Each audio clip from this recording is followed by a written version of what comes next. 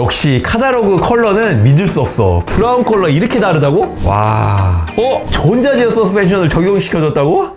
안녕하십니까, 김벤신. 오늘 저희들 소식은 스포티지 7월 20일 정도면 이제 공식 출시를 앞두고 많이 기다리시는 분들도 계시고 투싼하고 고민 중이신 분들도 계실 텐데 관련해서 컬러 소식, 실물 사진이 포착돼서 알려드리려고 하고요. 또한 수출 사양에는 전자제어 서스가 적용되었던 내용이 포착이 돼서 같이 알려드리도록 하겠습니다. 지금 바로 가시죠.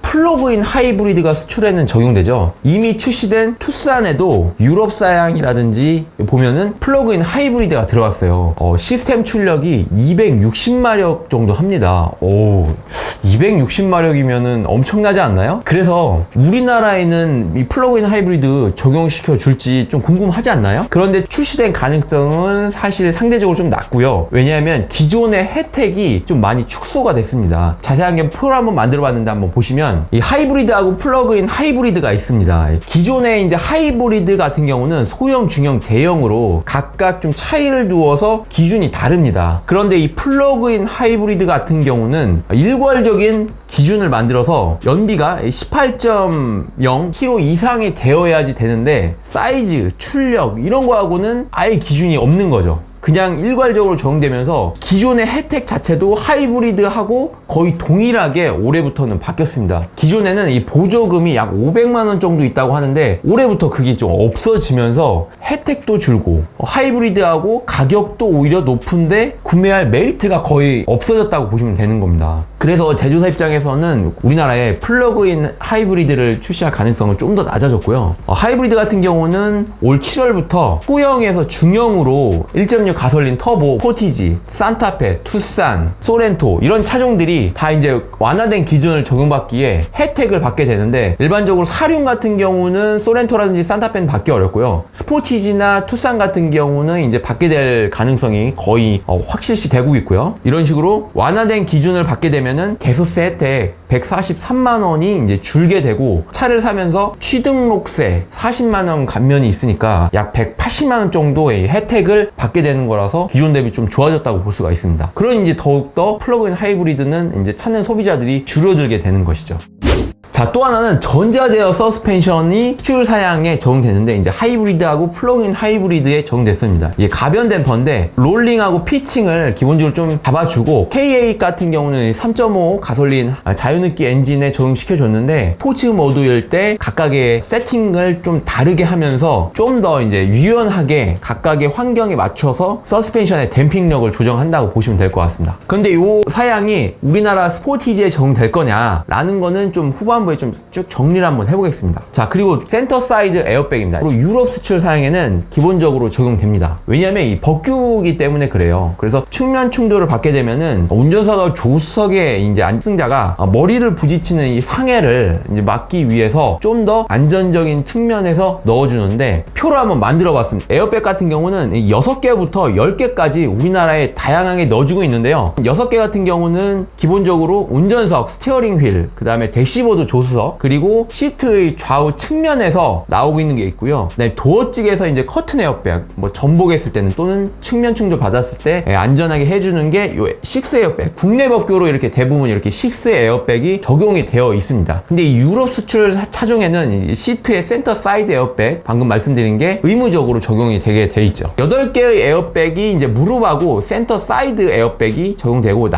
에어백 시스템 들어가면 2열의 시트의 좌우에서 나오게 됩니다. 보통 세단 같은 경우 또는 제네시스급 이상에 넣어주고 있고요. 그 다음에 10 에어백은 이렇게 시트 2열 뿐만 아니라 이 무릎 에어백이라든지 센터 사이드 에어백까지 해서 총 이렇게 들어갑니다. 대신 이게 듀얼 플리 텐셔너라고 해서 안전벨트를 순간적으로 좀 당겨주는 게 있거든요. 그 시스템과 연동되니까 참조로만 해주시면 좋을 것 같습니다. 그러면 이 에어백이 각각 어떤 차종에 적용되는지 한번 알아보겠습니다.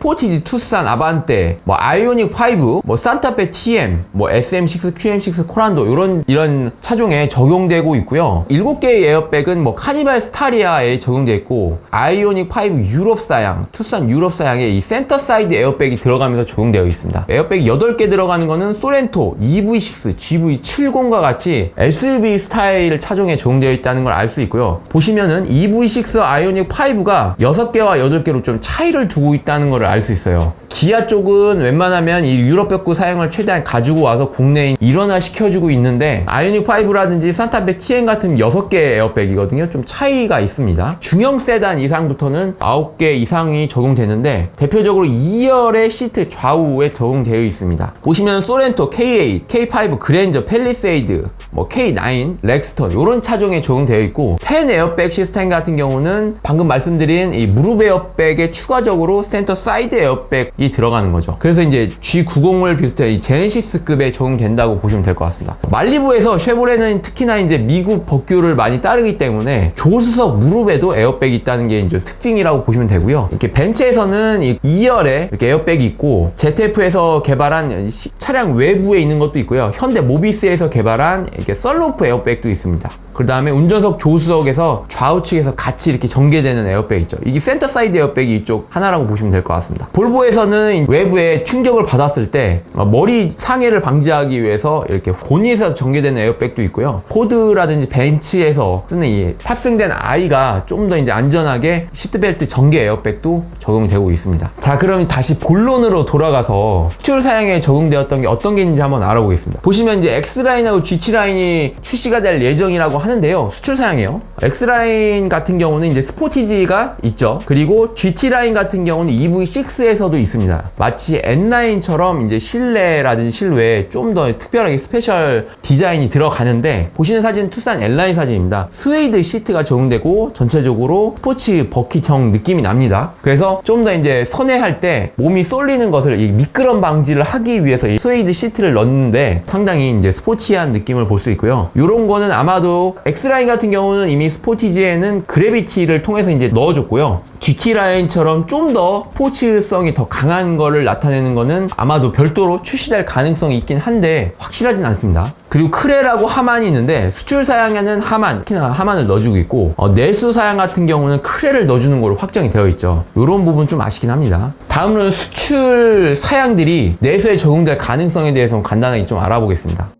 전자제어 서스 같은 경우는 적용 가능성이 좀 낮고요. 이유는 여러 가지 인증 문제도 있을 수 있고요. 또는 비용 문제도 있을 수 있기 때문에 좀 어렵지만 그래도 페이스리프트 때는 좀 가능성이 있다고 보고요. 그 다음에 에어백이 센터 사이드 에어백은 적용 가능성이 좀 낮다고 보시면 될 것 같습니다. 왜냐하면 국내 법규가 의무가 아니기 때문에 그렇고요. 그 다음에 시그니처 트림의 GT라인 출시 가능성은 있다고 볼 수 있습니다. 왜냐하면 현대도 N라인을 나중에 출시된 걸로 봐서는 좀 그렇고요. 카만 사운드 시스템 들어갈 가능성이 있냐라고 한다면 사실 국내에 적용 가능성 거의 극히 낮다고 보시면 될 것 같고 예전에 산타페라든지 했는데 우리나라는 차이를 두고 있고 부품 업체도 공급 시스템 자체가 달라서 아마도 적용 가능성이 낮다고 보고요. 그럼 다음으로 실내 컬러에 대해서 카다로그와는 차이가 있을지 한번 그런 부분에서 알아보겠습니다.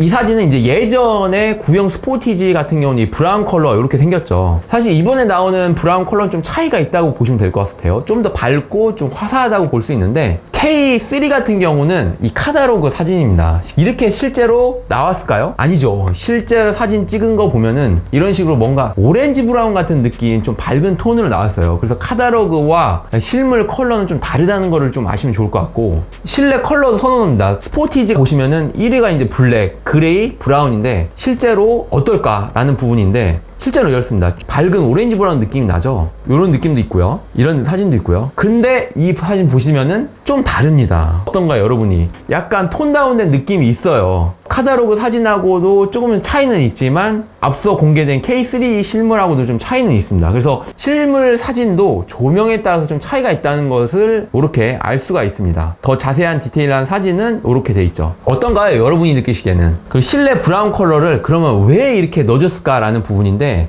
제 생각에는 이 스포티지가 미국에도 출시가 되기 때문에 카니발도 이런 사양 컬러가 있거든요. 미국 전용 컬러입니다. 우리나라엔 출시를 해주지 않았습니다. 그래서 미국에 수출하기 위한 그런 컬러 개발을 한 거 아닌가라는 생각이 들고 한번 컬러를 개발하기가 쉽지가 않기 때문에 개발해 놓은 컬러를 다른 차종에 수평 전개하고 있다는 생각이 듭니다. 그래서 우리나라에 적용돼주는 이 스포티지 컬러는 미국의 카니발 컬러하고 거의 동일하다라고 보시면 될 것 같고요. 미국에는 차량의 외관 색상 홈페이지만 보셔도 다양한 이 선택 사양이 있다는 것을 알 수 있고요. 우리나라 같은 경우는 화이트 톤 아니면 진한색 이렇게 두 개로 나뉜다고 보시면 될 것 같아요. 메인 컬러가. 그리고 또 하나는 이 차가 뭔가요? 이 차가 XC40입니다. 실내를 이런 식으로 해놓으니까 밝고 젊은 느낌이 나잖아요. 그래서 이런 컬러 배색도 좀 차용해서 가져온 거 아닌가라는 생각도 듭니다. 예, 다음으로는 그레이 사양의 실물 사진입니다. 어떤가요? 실제 컬러 자체는 카니발하고 동일한 컬러라고 보셔도 될 것 같아요. 카니발은 미스티 그레이라고 하고 스포티지 같은 경우는 그레이라고 하는데 이 차이가 이제 사진이 좀 이렇게 차이는 있지만 실제로는 동일하다라고 보셔도 될 것 같습니다. 디테일하게 찍은 사진이요. 그레인도 보이고 가죽의 질감이 나와요. 이 컬러는 메인부에 이 퀼팅이 들어간 게 아니라서 일반적인 가죽이라고 보시면 될 것 같습니다. 이 메인부에 퀼팅 스티칭이 들어가 있죠. 궁금한 게 소렌토 같은 경우는 보시다시피 하이브리드가 컬러 선택이 있어요. 두 개만 선택할 수 있습니다. 브라운하고 그레이. 이번 스포티지 하이브리드 가격표가 공개가 되어 있지 않기 때문에 혹시라도 이 소렌토처럼 하이브리드 선택을 두 가지만 할 수 있도록 하는 거 아닌가 괜히 높아심이 드는데요. 혹시라도 그렇지 않게 되기를 바라고 K8 같은 경우는 예전에 파워트레인별로 차이를 두었죠. 그래서 그런 그레이 컬러도 이제 나중에는 다 2.5에서 선택할 수 있게끔 했는데 파워트레인 또는 트림별로 차이를 두지 않는 그런 정책을 폈으면 하는 바람을 마지막으로 해봅니다. 본 내용이 도움이 되셨으면 이쪽에 좋아요 버튼 부탁드리고 지금까지 김별치였습니다. 감사합니다.